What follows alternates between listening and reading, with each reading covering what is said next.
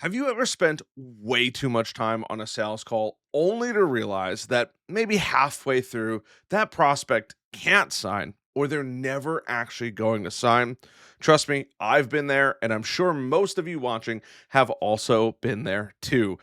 In this video, we are going to be covering how to disqualify or just how to identify a bad lead in 5 minutes. That way, you don't have to waste countless amounts of hours, heck, even minutes talking to a bad lead. That's terrible.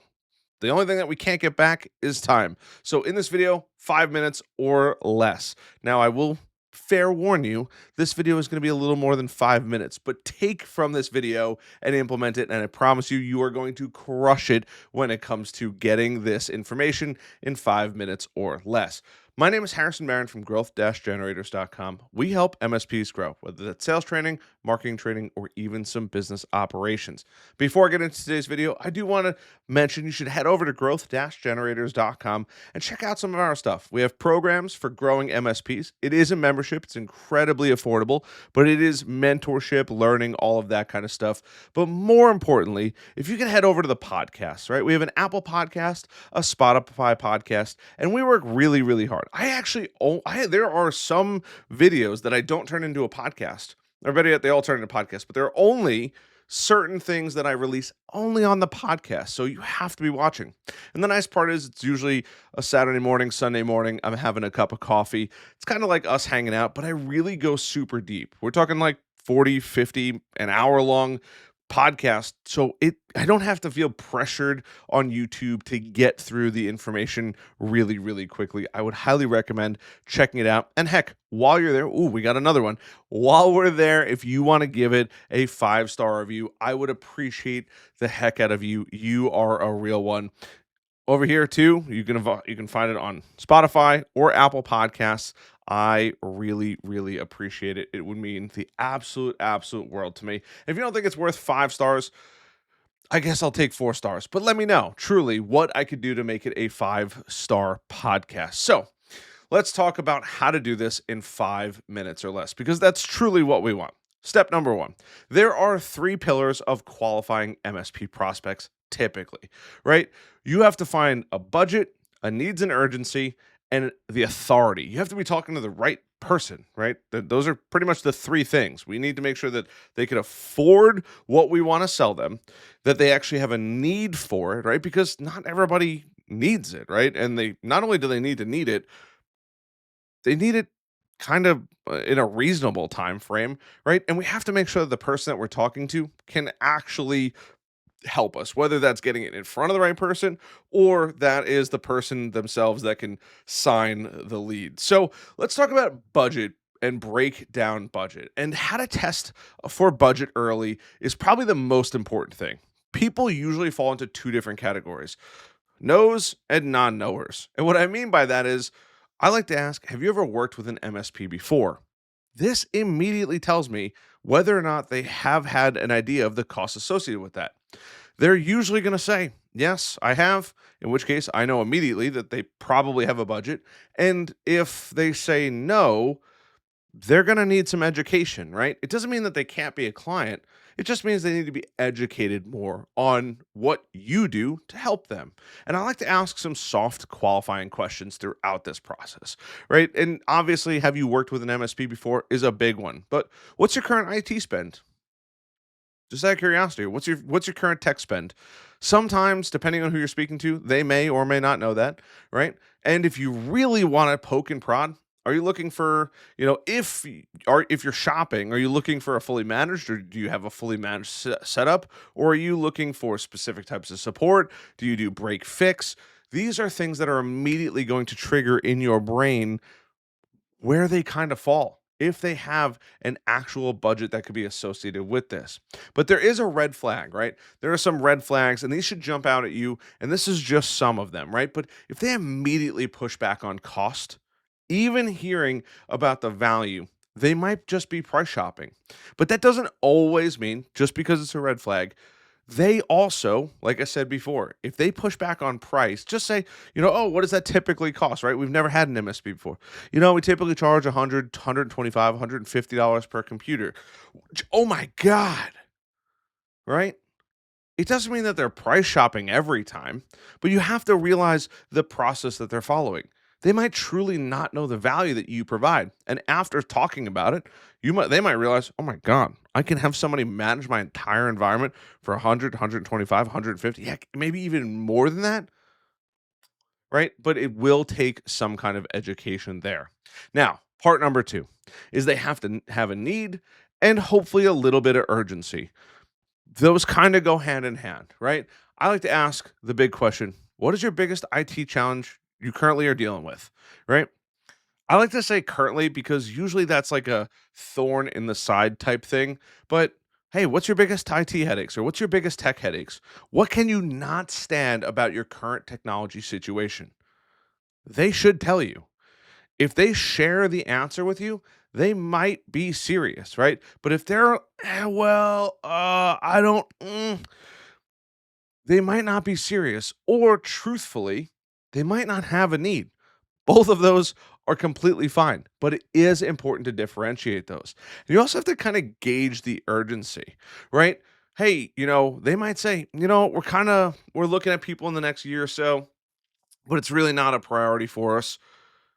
Okay, well, now you know that they're looking for somebody the next year or so. You have a year or so, but it's not a priority. It doesn't mean you can't follow up, but if they do say something where it's a green flag for you that says, honestly, our system's been down more than I'd like to admit. It went down twice this month, and we lost 2 full days of work. Now, not everyone's gonna share something that dramatic while you're speaking to them, but it's important to just listen and see what they actually say. This will help you tremendously, right? Keep that in mind throughout this process. They might be motivated, they might not be motivated, but it's about asking great questions, but specific questions about the time frame and the urgency. See if they have an issue with technology to know, hey, they have the need and they probably have something a bit urgent or not urgent. Both are totally fine. But one's a John Hancock in the next couple weeks, and one is in a year or so from now. And future revenue is not a bad thing either. And number 3, we have to talk about authority, right? Not everybody has the authority to sign business checks. It'd be really cool if they did, but that's not the case. If they did, they'd probably be the owner and executive in the business, right? We have to make sure, most importantly, we identify key decision makers early. And by the way, if you're enjoying this video or the podcast, hit that like button, subscribe button, notification bell. But I always like to say, who besides yourself would be involved in the decision making process, or at least invited in the first meeting and possibly future meetings after that? Now, I always want to come from a position that I'm including that person, even if they don't have the authority, because they might rally the troops to get in there to truly help you if they like you. They might become what's called an evangelist. They might be fighting for you because they might be an end user that has to deal with the technology headaches all the time. And they might not be able to get the needle to move. But by bringing you in as an expert and trying to corral the rest of the team, this could absolutely work, right? If they say something like, I need to check with my boss, then hey, it could not be something. But if they say, hey, I need to check with my boss, but I can't introduce you, there's a high chance it's probably a dead end. But they could say, hey, you know what? Let me check with my boss. I'd be happy to make an introduction. Hey, there you go. At least you're moving one step further. Might not mean that they're the right person, but at least they could get you in touch with the right person, which can absolutely help you. So just keep that in mind. That one's like longer than a 5-minute thing, but you can absolutely follow up on that. And if they're hesitating, they don't feel weird, right? They kind of duck and weave around it.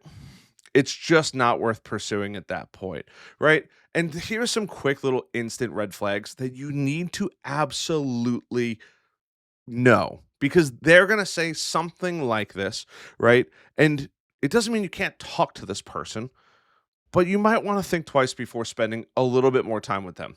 And I only say that because they're not a bad person, but if you're at a networking event, you're only there for a certain period of time. You need to make your time there extremely valuable.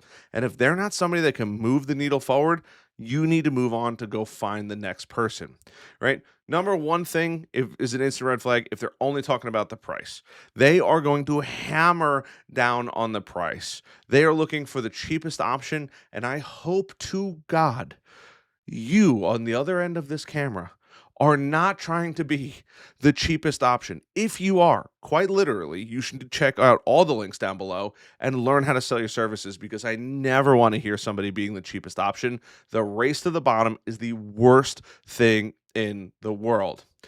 The second red flag, if you ask them about their current MSP, right? What didn't work for your last provider? And they blame the MSP entirely. They might be a bad client, right? Hey, how many, oh, yeah, we have an MSP. Cool. How long have you had them? A year. Oh, nice. What'd you do before that? We had another MSP. Oh, nice. What, why did you leave them? Well, we didn't like them. How'd you end up getting it started with them? You're just going to ask questions. But if they're constantly ripping through MSPs, there's a high probability that they're just going to be a bad client. And truthfully, you might end up with less hair than I have. And I don't want that for you. Right. So try to find out some of that data.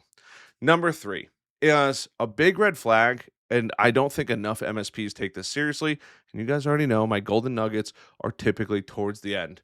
They want things outside your scope of work. Could you just make my printer work? Could you sell me toner? Right? Selling toner is not the worst thing in the world, and you might have to make the printer work. Could you build me a website? Can you custom code a program for me? Stick to what you're good at and move on. Let other people, let companies that specialize in those things handle it. Because the worst thing that's going to happen is you try to cater to their needs, you fail to meet their expectations. Even if you do meet their expectations, the likelihood of you charging and getting it done in the amount of time you've charged for is probably pretty darn low. Just avoid it. Right. And the number four is they hesitate to share company details. They're dodging and weaving, kind of like I mentioned before, but they don't talk about the team, the size, who they report to, any of that stuff. That one's a pretty obvious one. And last but not least, once again, golden nuggets towards the end, baby. If they don't take cybersecurity seriously, especially if they're in a regulated industry, it is not worth getting involved in. What I mean by that, HIPAA, anyone that has to deal with FINRA, FERPA, the list goes. I don't know why they're all F's, but keep that in mind. Or no, HIPAA's not an F. I'm sorry. I'm sorry. I'm sorry. But these are important, right? You have to make sure that these are red flags in your mind. If it is a if they have HIPAA violations everywhere, but they don't care about cybersecurity and they don't want to pay for it, just walk away because the can of worms that are going to be coming out are going to be brutal for you. So, step three of this whole thing, right? If you want to steal our cheat sheet, basically, head over to growth-generators.com. Under resources, you can go down, you'll find a battle card. That battle card is going to give you tips for sales and marketing. It's pretty cool. It's a nice little like 3x5, right? You can go grab it totally free down on the website towards the bottom, right? But there are some kind of things that you have to keep in mind of, right? Understand their budget. Do they have a budget? You can also rate it. I like to just kind of gauge their person on like a scale of 1 to 10, just mentally. Can they afford the services and did they talk about it with hesitation? If they absolutely said it, give them a 10. This is called lead scoring, by the way. You can do this in your CRM or go high level. There is an affiliate link down below. Do they have the urgency, right? Do they need a solution fairly soon, right? The sooner they need it and the more pain or the more issues they're having, closer to a 10. The longer it's going to take for you to get in there, closer to a 1. And then decision maker. Do you have the right person? Are you kind of close to the right person? Are you not close to the right person?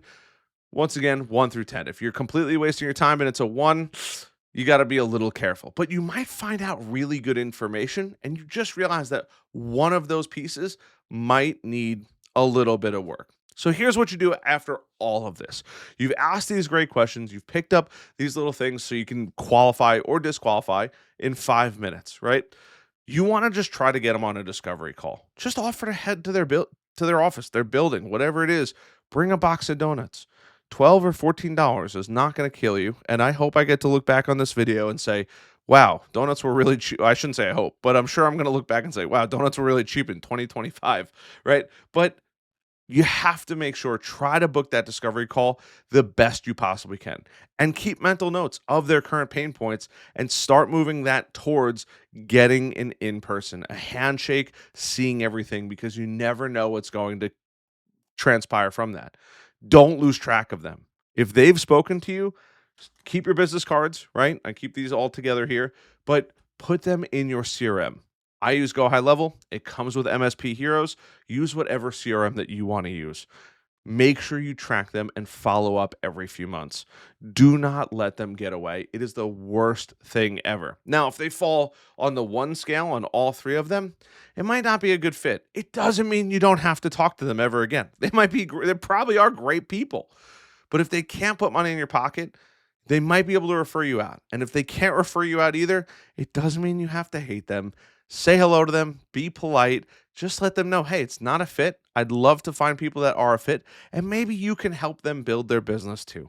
It doesn't have to be a bad thing at the end of the day. And I want to hear from you. What are some of the red flags that you've seen at some point when you're out networking, you're talking to people that were just this screams I shouldn't walk in the business. I shouldn't do a discovery call. I should walk away from this conversation. Please leave it down in the comments below. I read every single comment. I respond to every single comment and to the real ones that always write either early, first, whatever it is. I love you a little more than everyone else. Shh, I didn't say that. All right. Love that guy to you guys. I'll see you guys in the next video. Until then,